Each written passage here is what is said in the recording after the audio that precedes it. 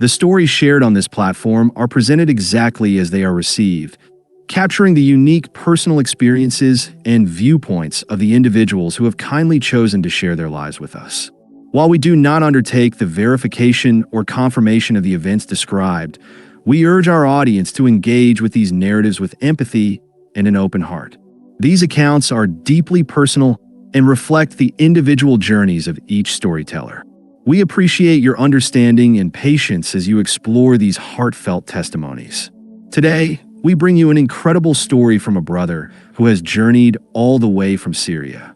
His experience is both profound and moving, and it's a narrative you definitely won't want to miss. Make sure to stay with us until the very end to fully grasp the depth of his journey. Believe me, this is a tale that deserves your full attention. Allow me to introduce Khaled Hassan. At 42 years old, Khaled was born in the historic city of Aleppo, Syria. His early years were spent navigating the narrow, lively streets of the old city, where the melodic calls to prayer resonated from the minarets, shaping his daily life. Islam has always been at the core of Khaled's existence. As the eldest son in a devout Muslim household, his father, a respected Quran scholar, instilled in him a profound respect for the teachings of Prophet Muhammad. From a young age, Khaled committed the Quran to memory and developed a deep passion for studying the Hadith.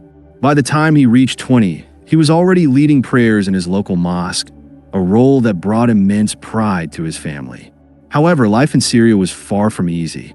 Over the years, escalating unrest and conflict transformed their once peaceful home into a place fraught with fear and turmoil.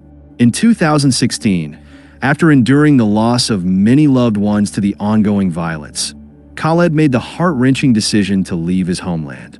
Alongside his wife and 2 young children, he fled to the United Kingdom in search of safety and a chance to rebuild their lives. Settling in Birmingham presented numerous challenges. The language barrier, cultural differences, and the harsh, cold weather were all new obstacles to overcome. Despite these difficulties, Khaled's unwavering faith provided him with the strength to persevere. He became the Imam of a small mosque, offering guidance and support to fellow immigrants who, like him, had been displaced from their native land. His days were dedicated to teaching, leading prayers, and providing counsel to those grappling with their new circumstances. To everyone who knew him, Khaled was a beacon of faith and reliability, firmly believing that Islam was the true path to salvation. Yet, Khaled's steadfast beliefs were soon to be tested in unimaginable ways. It was a cold, rainy evening in Birmingham when Khaled had just finished leading the evening prayer at the mosque. As he made his way home, the roads were slick with rain, and visibility was severely reduced. His mind was occupied with thoughts of the sermon he had planned for the upcoming Friday, pondering how he could inspire his congregation to deepen their faith.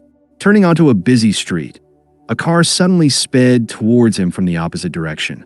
Before Khaled could react, the vehicle lost control and collided head-on with his car.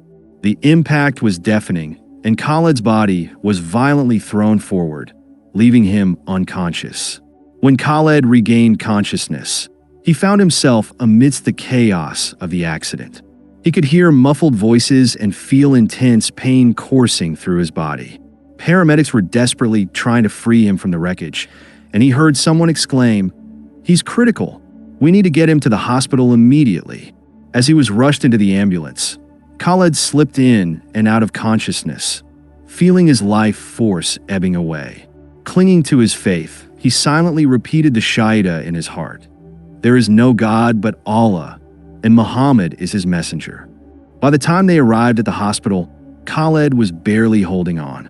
The medical team swiftly moved him to the intensive care unit, and his family was informed that his chances of survival were minimal. He had sustained multiple fractures, internal bleeding, and a severe head injury. Surrounded by the incessant beeping of machines and tubes assisting his breathing, Khaled's condition remained critical as days turned into an agonizing wait. The doctors could only offer hope through prayer, leaving his family to hold on to faith as Khaled lay motionless. During this period, something extraordinary began to unfold within Khaled. One night, as his family prayed fervently by his bedside, Khaled experienced a profound spiritual moment. He felt his spirit detach from his body, floating above the hospital room. From this ethereal vantage point, he observed himself lying pale and lifeless, connected to numerous machines. He could see the anguish etched on his wife's face and the tears streaming down his children's cheeks. An overwhelming desire to reach out and reassure them surged within him, but he found himself unable to communicate. A mysterious force began to pull him away, drawing him into a tunnel of darkness. Fear gripped Khaled as he realized he was embarking on a journey into the unknown, a journey that would irrevocably alter his life. As he moved deeper into the tunnel, an all-encompassing darkness surrounded him. The air felt thick and heavy, and faint whispers echoed around him, growing louder with each passing moment. These voices were not soothing. Instead, they were filled with sorrow, pain, and despair. Khaled's heart raced as he tried to scream, but no sound emerged from his mouth. This terrifying experience marked the beginning of a transformative journey that would challenge his deepest beliefs and reshape his understanding of life and faith. As the tunnel suddenly gave way, I found myself emerging into an expansive and barren landscape. The ground beneath my feet was charred, bearing the marks of intense heat, and the atmosphere was thick with the acrid scent of burning sulfur. In the distance, shadows danced ominously, and the faint sounds of anguished screams echoed through the air, sending a chill straight to my heart. It became painfully clear that I was no longer in the familiar world I knew. My Islamic upbringing had instilled in me beliefs about the afterlife, a serene paradise awaiting the righteous and a dreadful hell for the wrongdoers. However, the scene unfolding before me surpassed anything I had ever envisioned. Standing there, my body trembling with fear, I noticed figures approaching from the horizon. At first glance, their appearances were unfamiliar, but as they drew nearer, recognition dawned on me. They were esteemed men I had admired throughout my life. These were the great Islamic scholars and leaders whose teachings had profoundly influenced my faith. Yet, their visages were marked by torment, their faces contorted in visible agony. One of them stepped forward, his voice quivering as he addressed me. "Khed," he began, his tone urgent. "You must listen closely. We are here to caution you." Shock washed over me. "Warn me about what? Why are you present in this place of suffering? You were pillars of great faith." Lowering his head in a gesture of shame, the scholar confessed, "We were mistaken. We adhered to teachings that obscured the truth, believing our actions and rituals would secure our salvation. But we were wrong. There is only one path to redemption, and it differs from what we once preached." Before I could inquire further, another figure emerged, exuding a profound sense of reverence and fear. It was the Prophet Muhammad himself, his presence both majestic and sorrowful. His piercing eyes met mine as he spoke with a voice that resonated with authority and deep sadness. "Khed," he addressed me, "you have been chosen to deliver an important message. What you witness here is the destiny of those who reject the truth."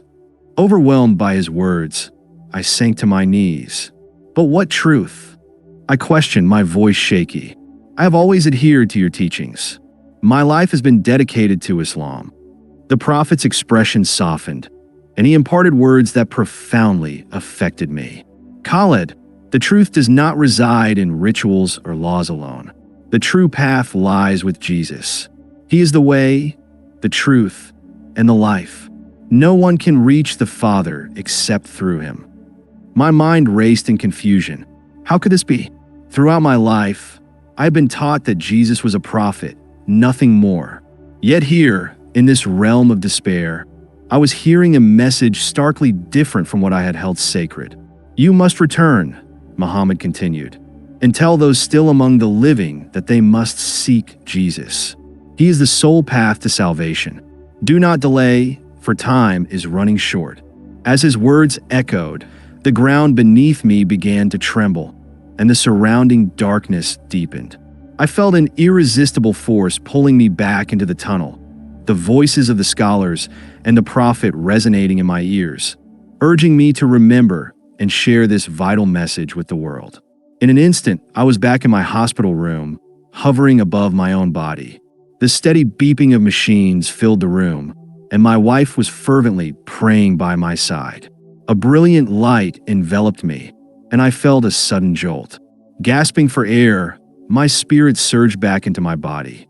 My eyes fluttered open to the sight of my family gasping and crying out in astonishment as the doctors rushed in, amazed at my revival. Little did they realize that I had returned bearing a message that would alter everything. Lying in my hospital bed, staring up at the harsh fluorescent lights, my mind struggled to process the extraordinary experience I had just endured. My body felt weak, yet my spirit was transformed, lighter in some ways, yet burdened with a profound truth I couldn't ignore. The desolate landscape, the torment, the familiar yet lost faces, and the compelling message about Jesus, the only way, played vividly in my mind. How could this be? My entire life had been devoted to Islam. My family and community had always taught me that the path to God was clear and unerring. Now, I was left to reconcile this newfound revelation with everything I had believed. Determined to understand and share what I had witnessed, I knew that my journey was far from over. The message was clear, and its importance undeniable. As I gathered my strength, I felt a renewed sense of purpose. It was time to bridge the gap between my faith and the truth I had been shown, to seek answers, and to convey the profound insights that could change not only my life but potentially the lives of many others. During a period marked by deep spiritual commitment, characterized by persistent prayer, fasting, and acts of kindness, I found myself enveloped in an intense darkness. In that obscure place, an extraordinary vision unfolded before me, surpassing anything I had previously encountered. This vision conveyed the profound message of Jesus and the notion of salvation attainable solely through him. My days in the hospital seemed to merge into one another as I grappled with these profound revelations. Often, I would close my eyes and witness the faces of esteemed scholars who had once been my mentors. In my vision, these very individuals were now facing eternal suffering because they had not embraced this newfound truth. Amidst this turmoil, I could still hear Muhammad's gentle, yet unmistakable voice discussing Jesus with remarkable certainty. His words were unlike those I had been raised with. They carried an urgency and depth that were both painful and transformative. An unrelenting pull tugged at my heart, compelling me to confront the dilemma I faced. How could I possibly share this revelation with my family? My wife and children had been brought up in the same Islamic tradition, taught to honor its teachings and live according to its principles. Asking them to abandon everything they had known seemed impossible.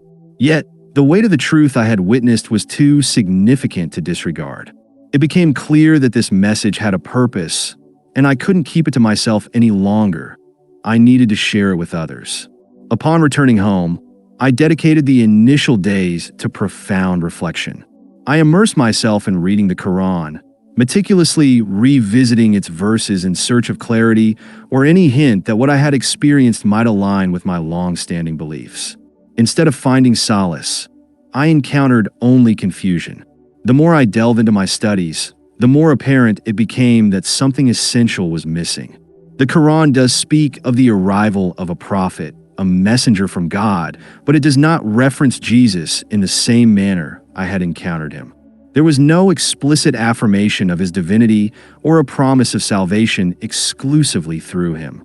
This discrepancy left me unable to reconcile my vision with my faith. One evening, after yet another exhaustive night of reading, I found myself sinking to my knees in despair. God, guide me, show me the truth, I pleaded. Is the answer within what I have always known, or have I been mistaken all this time? In that moment of quiet desperation, I sensed a gentle, still small voice speaking to me. It wasn't something I could hear audibly, but rather a profound resonance deep within my soul, a voice imbued with love and peace. The voice seemed to say, "Seek Jesus. Tears welled up in my eyes as I pondered the simplicity of the message. Could salvation truly be found in Jesus alone? Despite the lingering doubts, I couldn't shake the feeling that this might indeed be the path I was meant to follow. Was I being deceived, or was this a genuine test of my faith? The ensuing weeks were agonizing as I couldn't stop contemplating the vision and the message I had received. I spent countless hours in prayer and reading, earnestly searching for answers. Gradually, the truth began to crystallize. The more I learned about Jesus, the accounts of his life, his teachings, and the miracles he performed, the more convinced I became that he was not merely a prophet. Jesus embodied something greater. He was the Son of God, the Messiah, the Savior. This realization was further solidified one evening as I sat alone in my room, reading the Bible that had been given to me during my hospital stay. I came across John 14, verse 6, which states, "Jesus answered, I am the way and the truth and the life. No one comes to the Father except through me."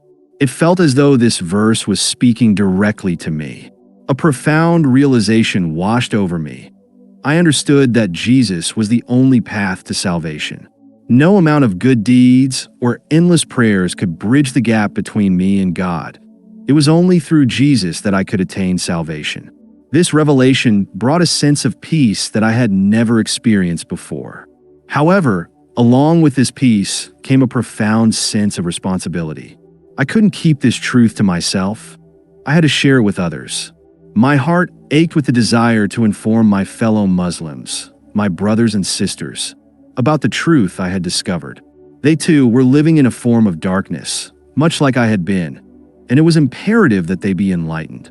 Despite my weakened physical state, my spirit felt revitalized, and I began to share my story, starting with my immediate family. Telling my wife and children was not easy. Their expressions shifted from confusion to shock and fear as they grappled with the idea that everything they had believed might be incorrect. Khed, my wife, found it particularly challenging to reconcile my newfound faith with the devotion I had always shown to Islam. The journey ahead was uncertain, but I knew that sharing this truth was a necessary step toward a greater understanding and spiritual fulfillment. Tears glistened in her eyes as she whispered, "Have you lost your mind? This isn't the truth." With a gentle touch, I held her hands, gazing deeply into her eyes. The gravity of my message weighed heavily on me, yet the urgency to convey it was undeniable. Islam is the only way, I had said, but deep down I struggled to accept it. What I had witnessed pointed me to a different path. Jesus is the truth. He is the only way to God, I confessed. For days, a palpable tension filled our home. My wife prayed silently, her tears streaming down during her salah, while our children, too young to grasp the full extent of the situation, posed questions that broke my heart. "Why, Abba? Why are you changing?" Their innocent inquiries pierced me deeply. Eventually, the day arrived that I had been dreading. I had to step beyond the sanctuary of my home and address the community that had once been my second family. The mosque, where I had faithfully prayed every Friday, was now the setting for a pivotal moment. Friends who had once respected me as a leader now faced a different side of me. Standing before a small group of men from the mosque, close friends who knew me well, I began to share my transformative experience. I spoke slowly and carefully, recounting the profound vision I had encountered in the hospital. It was there that Muhammad had delivered a message that changed everything. Jesus is the sole path to salvation. Initially, my words were met with stunned silence. Faces that once reflected camaraderie now showed confusion and disbelief. Murmurs rippled through the group, and then one voice rose sharply, filled with anger. "You've gone mad, Khed. How could you turn your back on Islam after everything you've learned?" Meeting his intense gaze, I felt a surge of courage. "I haven't turned my back on Islam," I replied firmly. "It is Islam that led me to this moment, guiding me towards Jesus." The room quickly descended into heated debate. Voices clashed, tempers flared, and accusations of betrayal were hurled my way. Some labeled me a traitor, while others struggled to comprehend my newfound faith, desperate for understanding. Amidst the chaos, I remained steadfast. I knew that I couldn't retreat. This was my mission, a calling that transcended personal comfort. From that day forward, I embraced my role as an evangelist within my community. Nights were spent in prayer and scripture study, delving deeper into the teachings of Jesus. Days were dedicated to conversing with anyone willing to listen, sharing the simple yet profound message. Jesus is the truth, and salvation is found only through him. The journey was far from easy. I faced the loss of friends, encountered hostility, and had my faith persistently questioned. Yet, through every challenge, I remained convinced that I was following the path God had set before me.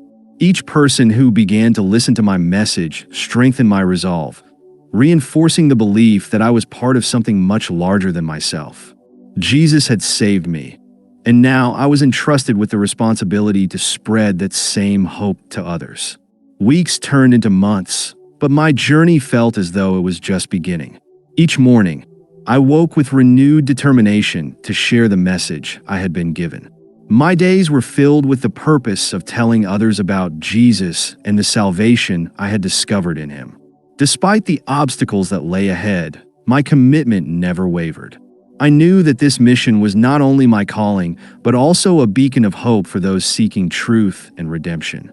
Through perseverance and unwavering faith, I continued to navigate the complexities of my new path. The support from a few steadfast individuals kept me motivated, while the challenges I faced only deepened my understanding and conviction. My story became a testament to the transformative power of faith and the enduring strength that comes from embracing one's true calling. As I moved forward, I remained dedicated to fostering a community rooted in love, understanding, and the message of Jesus, knowing that each step I took was part of a greater divine plan.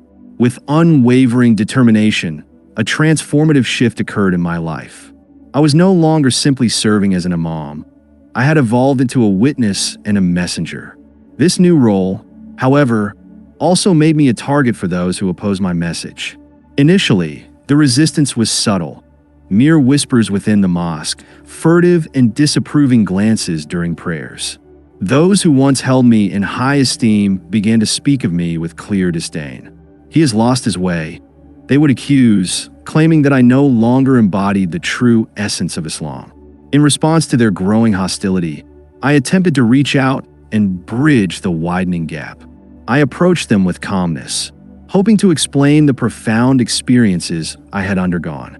My intention was to help them understand the changes I had embraced. I earnestly pleaded with them, saying, "Look at the scriptures. Don't you see the truth? Jesus came to bring salvation, not just to uphold the law. He is the way, the truth, and the life." Despite my sincere efforts, my words seemed only to intensify their anger. They argued that I had been led astray, that doubts had infiltrated my faith. "You have been deceived by the Christian scriptures," one elder sternly reprimanded me. "You have forgotten what Islam truly teaches. Muhammad is the final prophet, the one who guides us to God." I could sense the fear in their eyes, the fear of losing control over their deeply held beliefs. My actions were shaking the very foundations of everything they had known and trusted. The hostility I faced was not confined to the mosque. It extended into the broader community. As I engaged with people on the streets, in marketplaces, and within homes, the reactions were consistently hostile. Many questioned my intentions, asking, "Why are you telling us this? Are you trying to lead us astray?" Some individuals listened with curiosity, but the majority dismissed me outright, urging me to stay away from their faith. "You've lost your way, kid. Don't bring your new beliefs here," they warned. One evening, after sharing the gospel with a small group of intrigued neighbors, I was confronted by two men whose faces were unfamiliar, but whose eyes burned with suspicion. "Who are you?" one demanded, blocking my path. I responded, "I am Khed, a servant of God, sharing his truth." They exchanged hostile glances, and I could feel their animosity. "You're preaching falsehoods. You've betrayed your people, your faith," they accused. I maintained my composure, explaining, "I'm only speaking what I've seen and heard, what has been revealed to me. There is no other path to salvation but through Jesus." Their anger quickly escalated. Before I could react, one of them forcefully grabbed my arm and pushed me against a nearby wall. "You dare to speak of Jesus in our land, in the name of Islam? You must be silenced," he declared. Fear gripped my heart, but I stood my ground, believing that the truth could not be suppressed. For a fleeting moment, I feared they would harm me, but instead they stepped back. One of them sneered, "We'll see if your so-called truth will protect you in the end." That night, as I lay awake, their threatening words echoed in my mind. The fear I felt was unlike anything I had experienced before. My faith had always been steadfast within my community, where I was respected and trusted. Now I was viewed as a traitor, someone who had strayed too far from the beliefs they held sacred as the one true path. Despite the intense opposition, a deep conviction within me affirmed that I was on the right path. I recalled the profound peace I felt when I first embraced Jesus, the unwavering certainty in my heart that this was indeed the way. I knew that no amount of threats or resistance could alter that truth. The months that followed were marked by numerous similar confrontations. Each encounter demanded that I remain steadfast in the face of hostility, testing the strength of my faith. There were moments of discouragement, nights filled with doubt, where I questioned whether I was making the right choice. I pondered if my actions were too reckless, potentially endangering not only myself, but also my family. Yet, through it all, I persevered, driven by the belief that sharing this truth was essential. My journey was fraught with challenges, but my commitment to my newfound faith remained unshaken. Each day brought new trials, but also reinforced my determination to stand firm. I continued to reach out, hoping that one day, understanding and acceptance would prevail over fear and opposition. My story is one of resilience, faith, and the unyielding pursuit of truth, even in the face of overwhelming adversity.